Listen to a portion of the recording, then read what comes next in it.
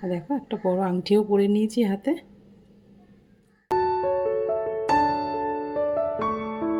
এই বাবাকে একটু দেখো ভর্ষ দিয়ে বিভূতি দিয়ে বাবাকে একটুখানি অভিষেক করিয়ে নেব।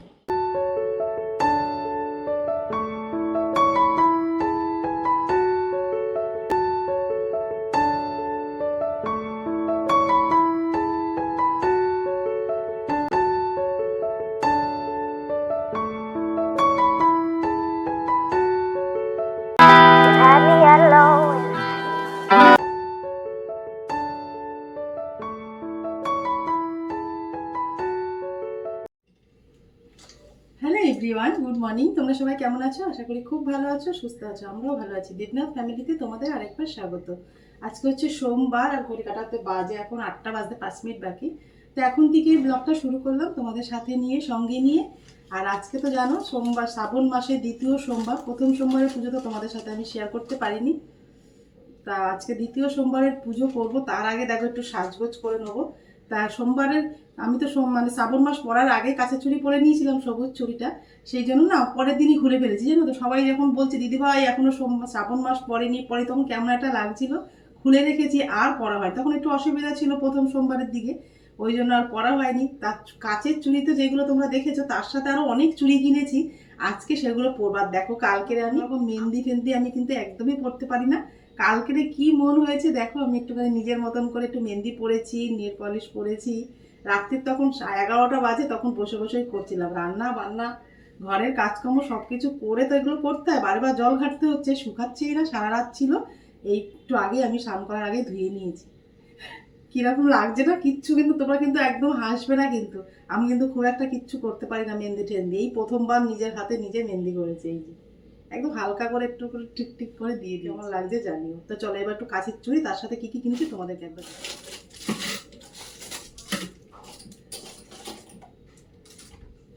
এই দেখো কত চুড়ি কিনেছি দেখো, এই যে চলো তোমাদেরকে একবার দেখি। এই একটা কিনেছি, সেদিনকে বাজারে গেছিলাম। এই দেখো এরকম একটা চওড়া কিনেছি, এরকম একটা লাল কিনেছি, সব করবো আজকে। এরকম 4টে কিনেছি। আর এই যে দুটো, এই সবুজ দুটো কিনেছি। এই যে ঠিক আছে, কতগুলো চুড়ি কিনেছি। ক্রিম দিয়ে তো পরতে হবে, নাহলে তো হাতে পরা যাবে না। একটু বড় বড় কিনেছি। এই একটা পলা পরে নেবো আগে।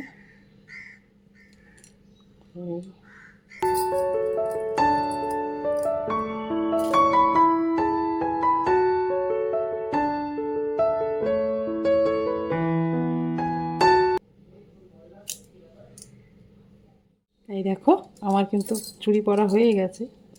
যা সবুজ কিনেছি সবটাই পরে নিয়েছি।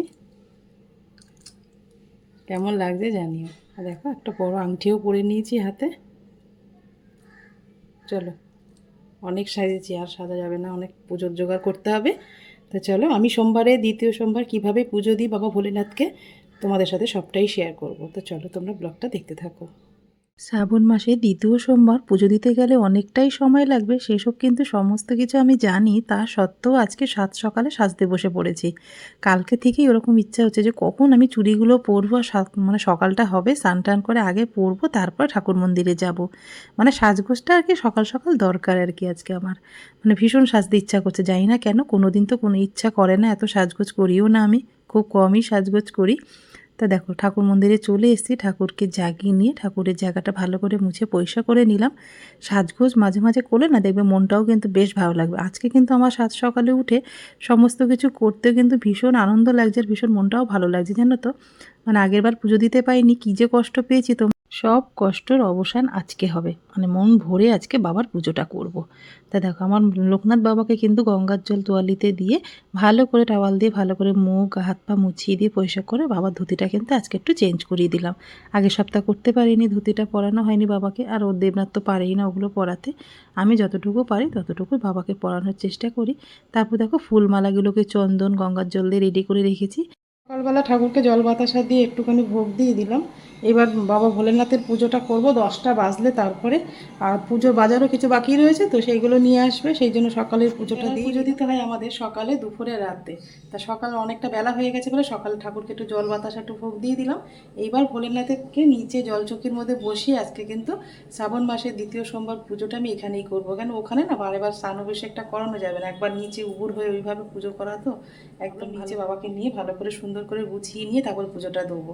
ওই জন্য সকাল সকাল বাবাকে পুরো গুছিয়ে পরিষ্কার করে মালা চন্দন পরিয়ে সকালে পুজোটা দিলাম। আর এখনও কিছু বাজার পাঠানো বাকি রয়েছে, ভোলেনাথকে বসাবো, তার জন্য দেখো জলচকিটা ভালো করে ধুয়ে পরিষ্কার করে নিয়ে এসেছি। ওটা শুকনো কাপড় দিয়ে মুছে নিয়ে একটা সাদা আসন আমি ওর মধ্যে পেতে দেবো, দিয়ে তারপরে বাবাকে ওখানে বসিয়ে দেবো।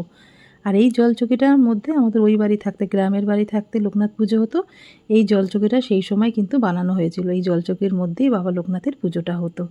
তা দেখো আসনের মধ্যে কিন্তু বাবাকে বসিয়ে দিলাম।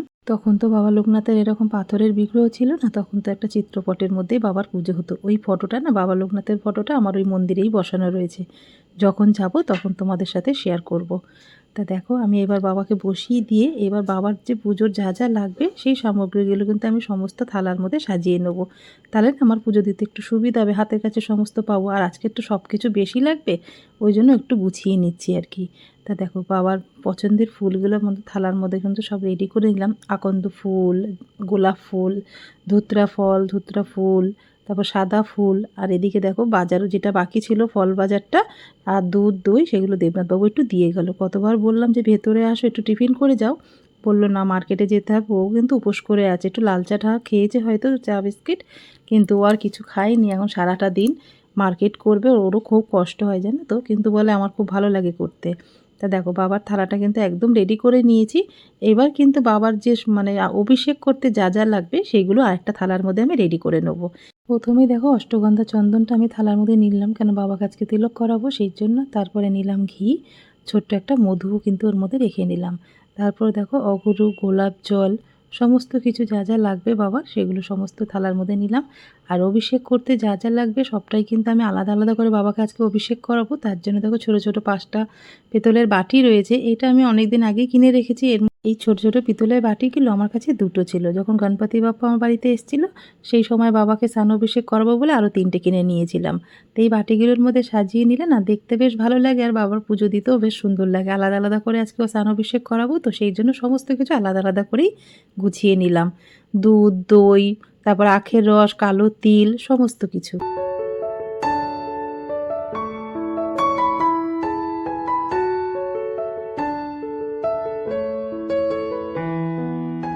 একটা পদ্ম ফুল নিয়ে এসেছিল, সেটা গঙ্গার জল চন্দন দিয়ে আজকে লোকনাথ বাবাকে কিন্তু ওটা নিবেদন করে দিলাম, দিয়ে হাত জোর করে প্রণাম করে নিই। শ্রাবণ মাসে দ্বিতীয় সোমবারের পুজোতে যা যা লাগবে সমস্ত কিছু কিন্তু দেখো আমি এখানে জোগাড় করে নিয়েছি। এখানে একটা ঘিয়ের প্রদীপ, ধূপ, তারপর বাবাকে অভিষেক করতে যা যা লাগবে, এখানে পুজোয় যে ফুলগুলো বাবার খুব পছন্দ সেগুলো কিন্তু আমি এখানে মোটামুটি জোগাড় করে নিয়েছি। এখানে 11খানা বেলপাতা আজকে বাবাকে নিবেদন করব, আর 3খানা মতন দুর্বা ওখানে নিয়ে নিয়েছি, আর সাদা ফুল, নীলকণ্ঠর মালা, আকন্দ ফুলের মালা, গোলাপ ফুল, আর একটা হলুদ ফুল, এটা কি ফুল জানি না, সূর্যমুখীর মতন একটা ফল, ধুত্রা ফুল, সবই রয়েছে। আর এখানেতে অভিষেকের সব কিছু নিয়েছি, এখানে একটা ঘিয়ের প্রদীপ নিয়েছি। তো চলো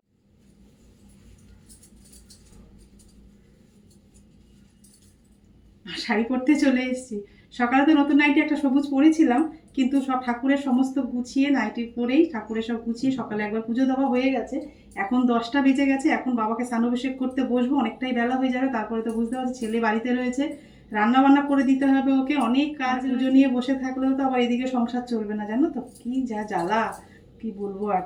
তা যাই হোক, আমি নাইটিটা পরে ঠাকুরের সব গুছিয়ে এসেছি, কিন্তু ঠাকুরের বাবার মাথায় জল ঢালতে আজকে নাইটি পরে একদম ইচ্ছা করছে না।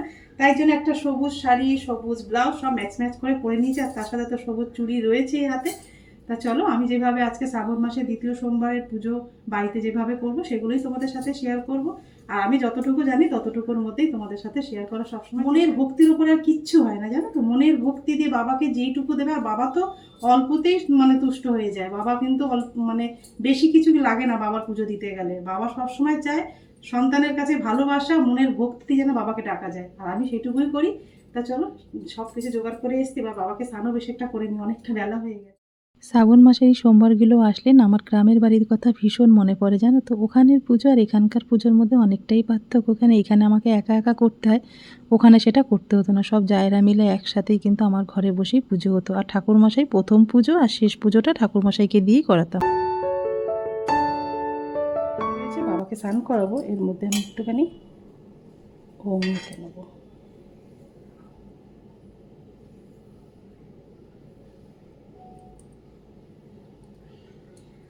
এই দেখো, এর মধ্যে বেলপাতার মধ্যে একটু অষ্টগন্ধা চন্দন আমি দিয়ে এখানে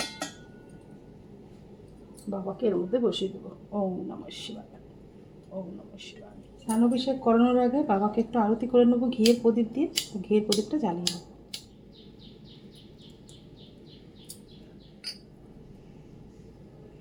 পুজোয় বসার আগে আমি একটু হাতে গঙ্গার জল নিয়ে নেবো।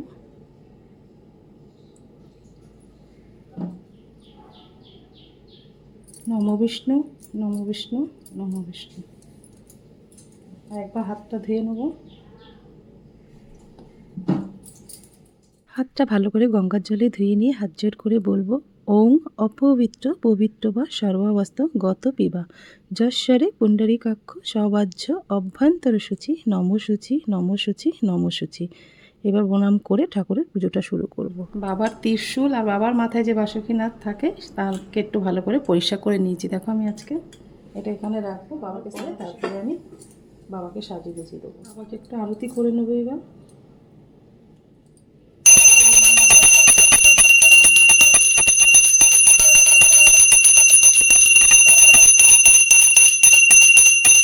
দেখো বাবাকে প্রথমেই আমি একটুখানি ভর্ষ দিয়ে, বাবাকে একটু দেখো ভর্ষ দিয়ে বিভূতি দিয়ে বাবাকে একটুখানি অভিষেক করিয়ে নেবো।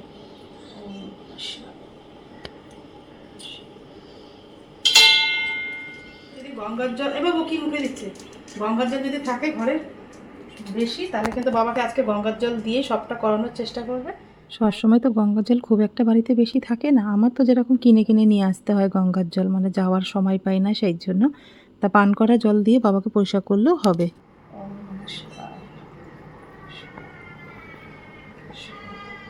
দেখো ভস্য দিয়ে বাবাকে অভিষেক করার পরে বাবাকে পরিষ্কার করে আবার বসিয়ে দিয়েছি। এবার প্রথমেই বাবাকে কিন্তু দুধ দিয়ে অভিষেক করব। ওম নমঃ শিবায়। শিবলিঙ্গে দুধ দিয়ে অভিষেক করলে স্বাস্থ্যের উন্নতি হয়, আরোগ্য প্রাপ্তি হয়। দুধ দিয়ে অভিষেক হয়ে গেছে প্রথমে, তারপরে দেখো এবার টক দই দিয়ে আমি কিন্তু বাবাকে অভিষেক করব। ওম নমঃ শিবায় নমঃ। শিবলিঙ্গে দই দিয়ে বাবাকে অভিষেক করলে বাধা বিপত্তি দূর হয়। আর ভোলেনাথ সবসময় সর্ববিপদ থেকে কিন্তু বাবা তোমাকে রক্ষা করবে।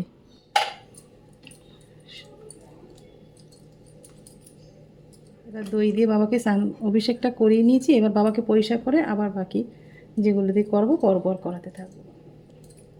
প্রথম সোমবারে বাবা আমাকে ধরতে দেয়নি, তো এইবার একদম মনের আশা মিটিয়ে একদম বাবাকে স্নান অভিষেক করাবো। ওম নমঃ শিবায় নমঃ। এবার বাবার মাথায় ঘি দিয়ে বাবাকে অভিষেক করবো। শিবলিঙ্গে ঘি দিয়ে বাবাকে অভিষেক করলে সন্তান লাভ ও শক্তি বৃদ্ধি হয়। তা দেখো ঘি কিন্তু বাবার গায়ে দিয়ে ভালো করে হাত দিয়ে বাবাকে ভালো করে মাখিয়ে দেবো। এবার ভোলেনাথকে মধু দিয়ে অভিষেক করবো। ওম নমঃ শিবায় নমঃ, ওম নমঃ শিবায়। শিবলিঙ্গে মধু দিয়ে অভিষেক করলে মানসিক শান্তি পাওয়া যায়। তা দেখো বাবাকে যেইভাবে ঘি মাখিয়েছি সেইভাবেই কিন্তু মধুটাও মাখিয়ে দিয়ে তারপরে গঙ্গার জল দিয়ে বাবাকে আবার পরিষ্কার করিয়ে দেবো। আর গঙ্গার জল দিয়ে বাবাকে অভিষেক করলে পাপের ধ্বংস হয়। তা দেখো বাবাকে পরিষ্কার করে দিয়ে এবার লাস্টে শর্করা দিয়ে বাবাকে একটু অভিষেক করিয়ে নেবো। লাস্টে দেখো বাবাকে কিন্তু শর্করা দিয়ে একটু অভিষেক করে নেবো, মানে চিনি দিয়ে দিলাম। চিনি না হলে কিন্তু মিস্ত্রি দিয়েও করা যেতে পারে। এবার বাবাকে কিন্তু ভালো পরিষ্কার জল দিয়ে পরিষ্কার করে নিয়ে এবার আখের রস বাবাকে অর্পণ করব। আর শিবলিঙ্গে আখের রস দিয়ে অভিষেক করলে সুখ সমৃদ্ধির প্রাপ্তি ঘটে। তা সব কিছু দিয়ে কিন্তু আমার বাবাকে অভিষেক করানো হয়ে গেছে। এবার বাবার মাথায় আর একটু সুগন্ধি জল আমি বাবাকে অর্পণ করব। তার জন্য দেখো সুগন্ধি জলটা আমি রেডি করলাম, তার মধ্যে দিলাম গঙ্গার জল, একটু অঘুরু, একটু গোলাপ জল, একটুখানি গোলাপ ফুলের পাপড়ি। এবার এই সুগন্ধি জলটা যে রেডি করেছি সেটা দিয়ে বাবাকে একটু স্নান অভিষেক করিয়ে বাবাকে পুরো পরিষ্কার করে নিয়ে তারপরে বাবাকে বাবার জায়গায় বসিয়ে দেবো। তা দেখো একটা টাওয়াল নিয়েছি, নিয়ে বাবাকে একটু ভালো করে মুছিয়ে পরিষ্কার করে নিলাম। আবার যেই মানে থালাটার মধ্যে প্রথমে আমি যেরকম ওং এঁকে একটা বেলপাতা দিয়ে বাবাকে স্নান অভিষেক শুরু করেছিলাম, আবার দেখো থালাটা ভালো করে পরিষ্কার করে ওং চিহ্ন এঁকে তারপর বেলপাতায় অষ্টগন্ধা চন্দন দিয়ে বাবাকে আবার ওখানে বসিয়ে দিলাম। দিয়ে এবার বাবাকে কিন্তু এক এক করে সমস্ত কিছু দিয়ে বাবাকে সাজাতে থাকবো। বাবাকে কিন্তু একদম মুছিয়ে পরিষ্কার করে বাবার জায়গায় বসিয়ে দিয়ে এবার বাবাকে একটুখানি তিলক করিয়ে দেবো। দেখো অনামিকা আঙ্গুল দিয়ে কিন্তু ঠাকুরকে তিলক পরাতে হয়। আগের দিন আমি একটু তাড়াহুড়ার মধ্যে ভুলে গেছিলাম। এক বোন কিন্তু আমাকে মনে করে দিয়েছে, আমার খুব ভালো লেগেছে। শেখার কোনো বয়স হয় না, শেখার কোনো শেষ হয় না, সবাই সবার কাছেই শিখতে পারি।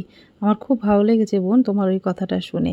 আর তোমার কমেন্টের আমি উত্তর দিয়েছি, সেই সময় বলো না মনে থাকে না গো, অনেক সময় পুজো দিতে দিতে এতটাই ব্যস্ত হয়ে যাই তো মানে হট করে খেয়াল থাকে না যে আমি কী দিয়ে কী করছি, তখন পরে না মনে পড়লে খুব খারাপ লাগে যে আমি এটা ভুল করে ফেলেছি। তা দেখো আছে তো আমার বোন দিদি সবাই আমার ভুল ধরানোর জন্য, মাঝে মাঝে না ভুল ধরাবে জানো তো, নাইলে না আমিও কিছু শিখতে পারবো না। বললাম না শেখার কোনো বয়স হয় না, শেখার কোনো শেষ হয় না, সবাই আমরা সবার কাছেই শিখতে পারি। বাবাকে দেখো স্নান অভিষেক করিয়ে তিলক করিয়ে ফুলের মালা পইতে পরিয়ে বাবাকে বসিয়ে দিয়েছি। এবার বাবাকে বিল্বপত্র মানে বেলপাতা নিবেদন করব। তার জন্য কিন্তু দেখো সমস্ত বেলপাতার মধ্যে আমি অষ্টগন্ধা চন্দন মাখিয়ে নিয়েছি। আজকের দিনে চেষ্টা করবে একটু বেশি করে বাবাকে নিবেদন করার, 7টা 21টা 5টা যে যেরকম যার কাছে যেরকম থাকবে সে সেরকম করবে। তা দেখো আমার তো মানে অল্পই রয়েছে, দেখলাম 11খানা তো এখানে পুরো নিয়ে নিয়েছি আমি। এখনও দেবনাথবাবু এসে বাবাকে বেলপাতা দেবে, ছেলে দেবে, ওই জন্য কিন্তু সবাই মিলে মিশে আজকে বাবাকে যা আছে সেটুকু দিয়ে বাবাকে পুজো দেবো আজকে। তাদের বেলপাতা দেওয়ার সময় বাবাকে যেই মন্ত্রটা বলে আমি দেব, ওং নমঃ শিবায় ইদং সচন্দন বিল্বপত্র নমঃ শিবায় নমঃ। ওং নমঃ শিবায় ইদং সচন্দন বিল্বপত্র নমঃ শিবায় নমঃ। ওং নমঃ শিবায় ইদং সচন্দন বিল্বপত্র নমঃ শিবায় নমঃ। ওং নমঃ শিবায় ইদং সচন্দন বিল্বপত্র নমঃ শিবায় নমঃ। ওং নমঃ শিবায় ইদং সচন্দন বিল্বপত্র নমঃ শিবায় নমঃ। শিবলিঙ্গে বেলপাতা অর্পণ করলে সমস্ত সংকট দূর হয়। তা দেখো বেলপাতা কিন্তু বাবাকে অর্পণ করা হয়ে গেছে। এবার বাবাকে যেটা অর্পণ করব ধূত্রা ফল আর ধূত্রা ফুল, তার মধ্যে চন্দন লাগিয়ে নিয়ে ওং নমঃ শিবায় বলে বাবার মাথায় ঠেকিয়ে তারপর যেখানে রাখতে সুবিধা হবে সেখানে কিন্তু রেখে দেবো। ধূত্রা ফলটা আমি নিচে রাখলাম আর ফুলটা আমি বাবার মস্তকে দিলাম। হলুদ ফুলটা যেটা নিয়েছিলাম সেটা বাবাকে আজকে নিবেদন করব, বাবার পাশেই রেখে দেবো, দেখতে ভালো লাগবে। আর বাবাকে যেটা আজকের দিনে অর্পণ করব সেটা হচ্ছে গোলাপ ফুল। গোলাপ ফুল কিন্তু বাবার ভীষণ পছন্দ, তার মধ্যে কিন্তু গঙ্গার জল চন্দন দিয়ে বাবাকে নিবেদন করে দিলাম ওং নমঃ শিবায় বলে। তার শ্রাবণ মাসে 2য় সোমবারে বাবার মাথায় কিন্তু এই একটা জিনিস অর্পণ করতেই হবে, সেটা হচ্ছে কালো তিল। কালো তিল বাবার শিবলিঙ্গে অর্পণ করলে সমস্ত পাপ ও রোগের নাশ হয়। কালো তিল বাবাকে অর্পণ করার পরে আমি একটু অখণ্ড আতর চাল বাবাকে আজকে নিবেদন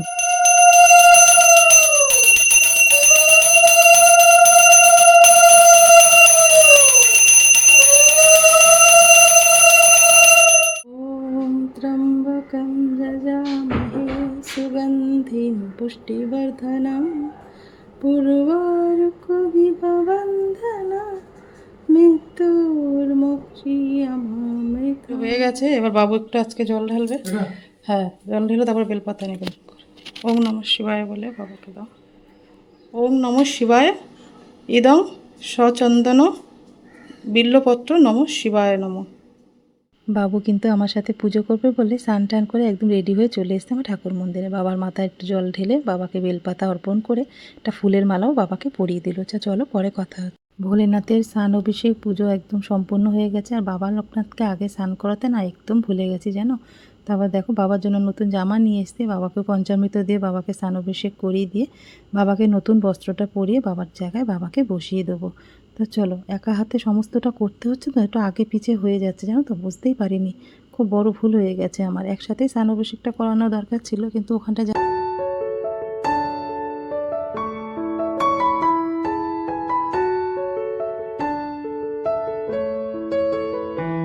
পুজো তো দেওয়া হয়ে গেছে। এবার একটু ঘিয়ের প্রদীপ দিয়ে কিন্তু আমার ভোলেনাথকে একটু আরতি করে নেবো ধূপ আর দীপ দিয়ে।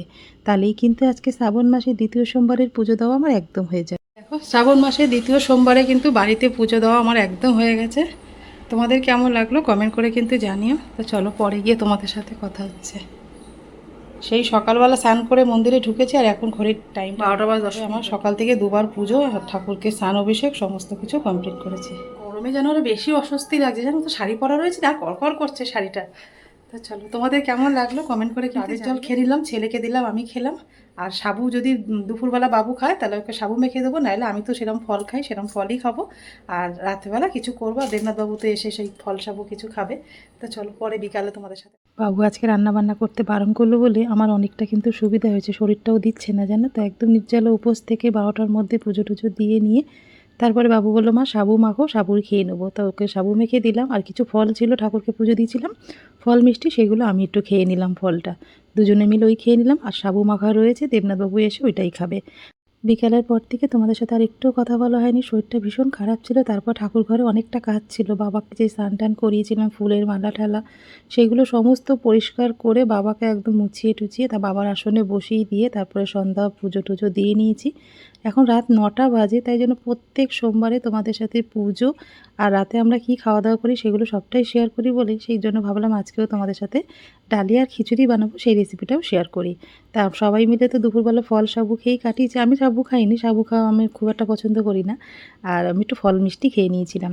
আর এই দেখো রাত্রেবেলা আমরা ছেলে, আমি, দেবনাথবাবু সবাই ডালিয়া আর খিচুড়ি খাবো। তা ডালিয়া 150 গ্রাম ডালিয়া, 150 গ্রাম মুগ ডাল জলে ধুয়ে ভালো করে রেখে দিয়েছিলাম। তারপরে কড়াইয়ের মধ্যে 1 চামচ মতন ঘি, তার মধ্যে জিরে, শুকনো লঙ্কা, তেজপাতা ফোড়ন দেওয়ার পরে একটু আদা গ্রেট করে রেখেছি সেটাও দিয়ে দিলাম। আর দেবনাথবাবু দেখো কতগুলো সবজি কেটেছে, অত সবজি তো লাগেনি, অল্প করে দিয়েছি। কুমড়ো, ঝিঙে আর আলু যা ছিল ঘরে সেগুলোই দেওয়া হয়েছে। তো সমস্ত সবজি ওর সাথে দিয়ে ভালো করে ভাজা ভাজা করে নেওয়ার পরে ওর মধ্যে কিছু গুঁড়ো মশলা, যেগুলো বেসিক সবসময় ব্যবহার করি, গুঁড়ো লঙ্কা, হলুদ, নুন, জিরে, ধনে, ব্যাস এগুলো, আর সন্দক লবণ দিয়ে দিলাম, দিয়ে ভালো করে কষিয়ে নিয়ে তারপরে দেখো আমি প্রেশার কুকারেই করবো আজকে খিচুড়িটা, তাড়াতাড়ি হয়ে যাবে। প্রেশার কুকারে ডালিয়াটা ঢেলে দিয়ে তারপর কড়াইয়ের মধ্যে গরম জল করে ওর মধ্যে দিয়ে দিলাম পরিমাণ মতন। তারপরে এখন 2-3টে সিটি মারলেই কিন্তু রেডি হয়ে যাবে ডালিয়া আর খিচুড়ি। আগের সপ্তাহে যখন আমি সাবুর খিচুড়ি বানিয়েছি তোমরা অনেকেই কমেন্ট করে বলেছিল কেউ সামা চাল খাচ্ছ, কেউ ডালিয়া খাচ্ছ।